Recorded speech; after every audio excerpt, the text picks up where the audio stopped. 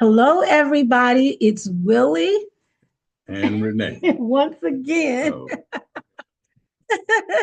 He's like, I'm not sure. Is this Willie and Renee? Yeah, this is Willie and Renee. Yes. And we're back. And today, and a few videos, we're going to be talking about dating online, dating later in life, and how to navigate that, all of those kinds of things, what we have learned and experienced, and also from the profession of being a marriage and family therapist as well. So today, we're going to do the video on doing your due diligence before you even, decide to date online or whatever. There's so many pitfalls and dangers that can take place. So we're going to talk a little bit about that today. And babe, you just jump in wherever, you know, from your wisdom, okay, from mhm. your point of view. When I say due diligence, is it's important that if you're going to be on Facebook or you're going to do one of the network meetups or whatever, is that you understand what you're looking for, what you want, because you're going to need to present that way. If you're, just wanting companionship and things like that, but not really interested in it going any further, then you need to consider how you present that on your profiles and on your pictures and things like that, because people will come and research, say, oh, that's a good looking man, or that's a nice looking woman, or they look at your, if you're on one of those dating sites or whatever, they're going to read your profile. And if you present as a fun girl, which is nothing wrong with that, then those are the kind of people, that you're going to attract.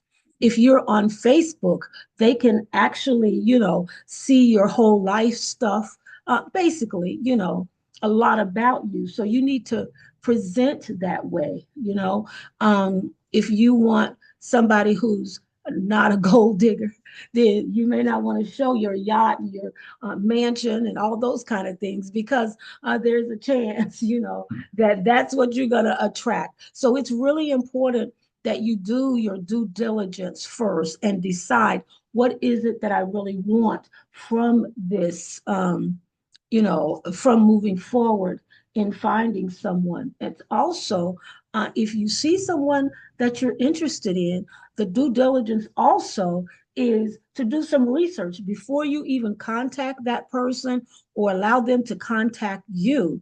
Is, they have finding people online, lots of different things.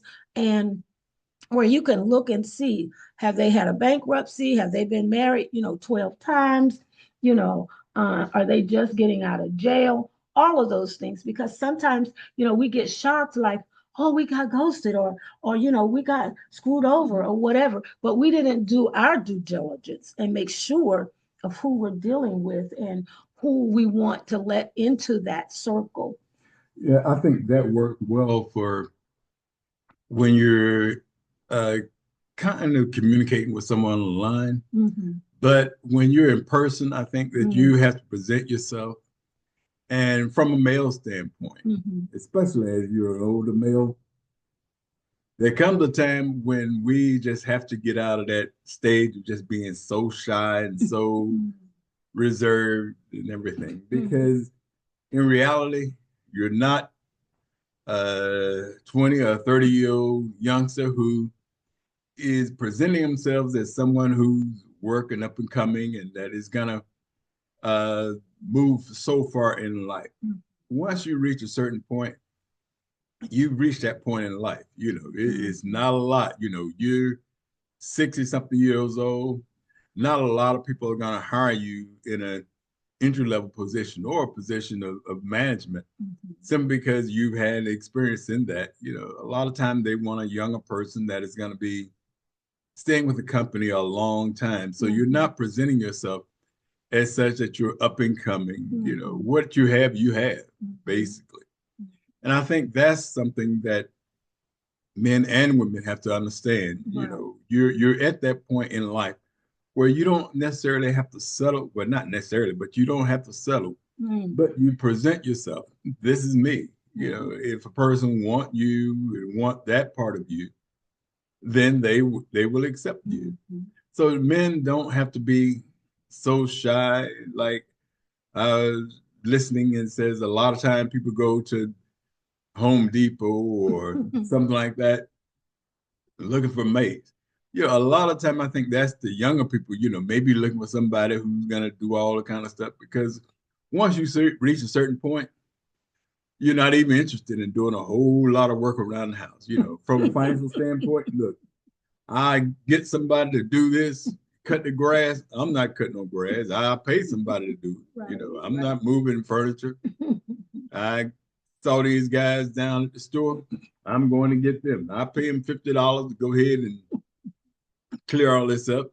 You know, especially if I can afford to do it. And I understand if you can't afford it or you just that's something you want to do, you do it. But get that point where you are content with just being content, you know, and knowing that a person accepts you for you. You know, you're not this little slim guy who got this great body and you're trying to attract this person, you know, because you're not that person. right. And just like a woman is not that lady who, you know, is so beautiful that everybody in the room turns and look at her when she walk in. Well, I'm still that But person. she I'm looked that still way that. to you. And therefore, you know, everybody has to realize that they're not that person that they were, you know, 40, 50 years ago. You know, you gain so much knowledge and so much experience and so much maturity that you're content with who you are. You Right, know right. for yourself that you're still a good person, you're still beautiful, you're still handsome, and you accept that. Not pretending or try to force someone into being with you because oh, you used to be nice looking. Everybody used to tell you that. Yeah. Yeah, except you. The Lord bless you to be you. Be you. I agree. I agree. And one thing that you said in being you is present that, you know, because sometimes online we know that people, as you said, they want to impress and all that, and they present and they give a picture of them 30 or 40 years ago, and they're not, they don't even look, you can't even recognize the person, whatever the case may be, or they have this kind of life, you know, and then whenever you all get together, you find out you know that that's all fake, so you do want to present, you know, as I say, you know, if you're a party person, present that. If you're far more serious, if you're a Christian person and you're looking for somebody who matches, you know, I know, as I say, also due diligence is when I was in the dating arena and I was on some website, you know, one of those dating sites or whatever, and I saw this gentleman and I'm looking at him like, hey, I see him in church and he has a wife and children and all that, and he's on there. I'm single and I'm this, you know.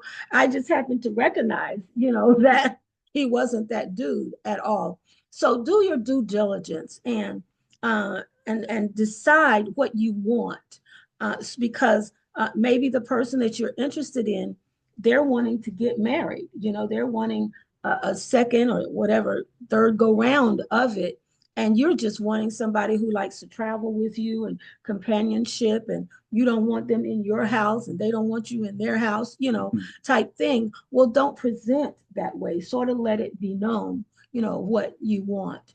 And yeah, so also, as I said, let me reiterate, is look that person up and see, because people do ghost people, and what's gaslight? I think that's what I'm trying to use, these new modern words, these new modern terms. Okay.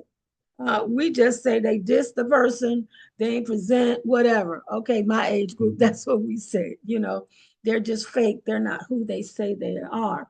So before you get started, you know, interested in somebody, make sure they're really who that person says that they are.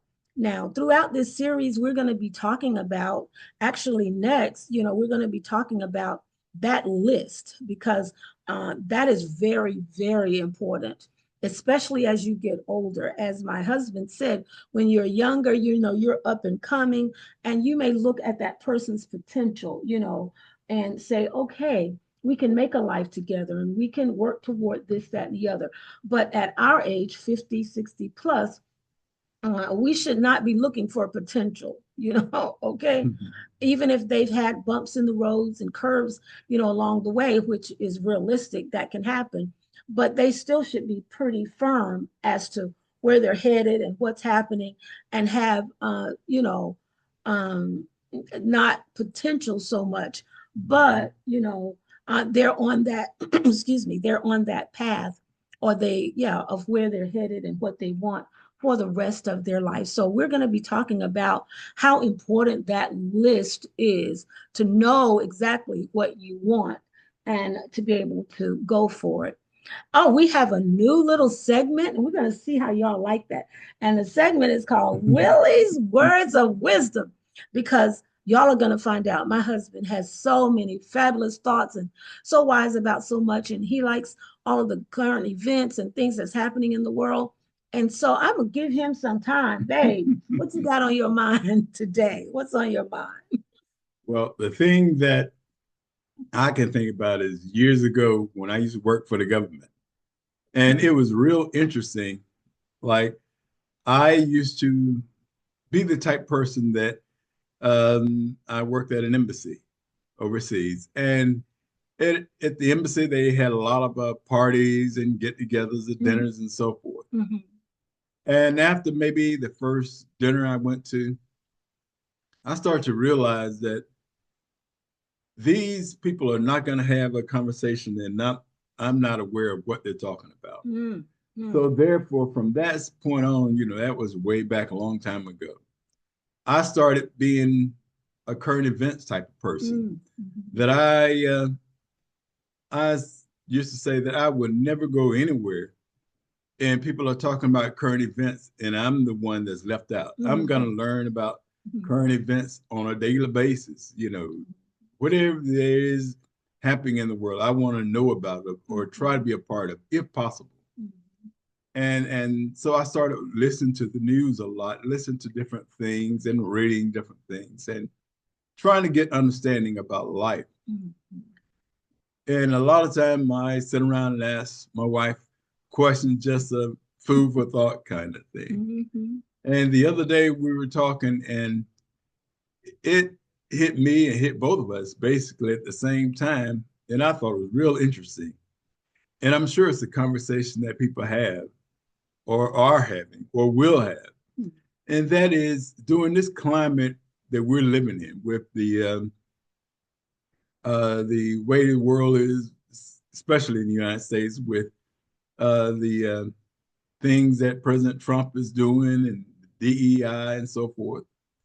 I asked her, has she ever thought about the idea that as we're so concerned about DEI and different mhm, things, what if Donald Trump came up with throwing so much stuff at us that we are distracted? mhm, And one distraction could be, and I think, in my humble opinion, I believe it will be, that we will be confronted with the idea of the government getting rid of Black History Month. mhm, mhm, And if we were to just continually try to fight just to keep Black History Month or some resemblance of that, and they're gone, the government is gone doing something else. mhm, We're distracted with Black History Month. And then, especially if we get to the point where we uh, talk them back into it, whether we boycott or whatever it mhm, is,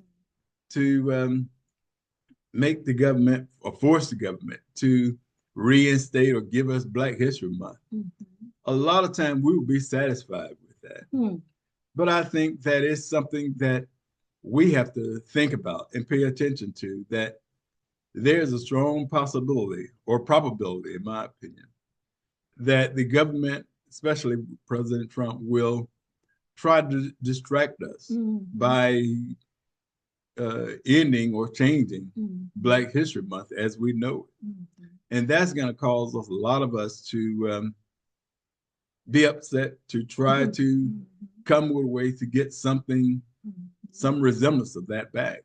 When And that's that's the really not, distraction. yeah. It's more of a distraction. There's a whole lot going on where Right. they're using that. Is not what Yeah, the yeah, end yeah. game they're going to. Yeah. What do you all think about that? Write it in the comments or, let us know. Yeah, right? And let Right. us know what your thoughts are because we thought about even with them bringing up Martin Luther King's his FBI tapes and all, that they may try to present him in a different light than what he's presented in now. And And therefore, sort of, we have that distraction of, well, right, right. he wasn't maybe the saint that you all thought they was. Mhm. Therefore, forget about Black History Month, Right. especially seeing that it's the month of his birth. Right, right. Yeah, yeah. So tell us what you think. You see why I like this dude right here? Yes, he keeps me on my toes. We always have stuff to talk about. Well, we're going to end right there and we're going to talk to you all the next time. Have a good day.